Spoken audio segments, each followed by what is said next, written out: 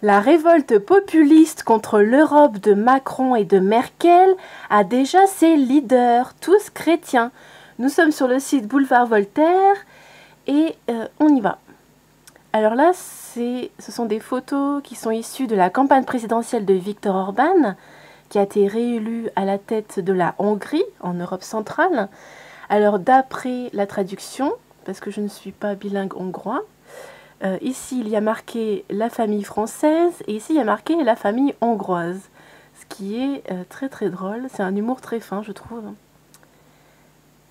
Viktor Orban se pose en recours contre Emmanuel Macron en vue des européennes, s'inquiétait-on dans les colonnes du Monde le 30 juillet 2018. Pire encore, le dirigeant hongrois prévenait les Allemands dans un entretien pour le journal allemand Bild. Les Allemands en particulier doivent se montrer très attentifs, car l'idée des Français, du gouvernement de Macron, fondamentalement, c'est d'imposer un leadership français tout en le finançant par de l'argent allemand. Je rejette un tel projet. Nous ne voulons pas d'une union dirigée par la France, par Macron. À force de donner des leçons de morale à droite et à gauche, le président français Emmanuel Macron est devenu, comme Merkel, l'homme à abattre, et on le sait lui aussi en situation de faiblesse. Sur la chancelière allemande, le Premier ministre hongrois a dit aux journalistes du Bild que s'il avait lui-même la même politique des réfugiés qu'elle, ses concitoyens le mettraient à la porte le jour même. Il a remis le couvert le lendemain, c'est-à-dire le 28 juillet dernier, devant les Hongrois de Roumanie en critiquant le manque de démocratie en Europe de l'Ouest, où la liberté d'expression est toujours plus restreinte.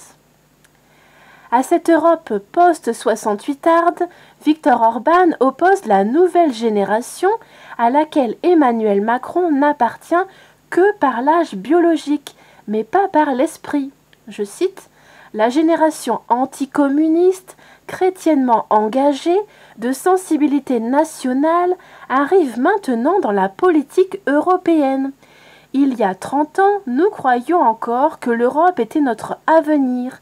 Nous croyons aujourd'hui que c'est nous qui sommes l'avenir de l'Europe. » Viktor Orban promet dans un premier temps une vague populiste aux élections du Parlement européen de mai qui permettra de nommer une commission européenne moins partiale, plus juste, moins engagée aux côtés des libéraux libertaires. Je cite, « L'élite européenne a fait faillite et le symbole de cette faillite est la Commission européenne. C'est une mauvaise nouvelle. La bonne nouvelle, c'est que les jours de cette commission sont comptés, a-t-il promis.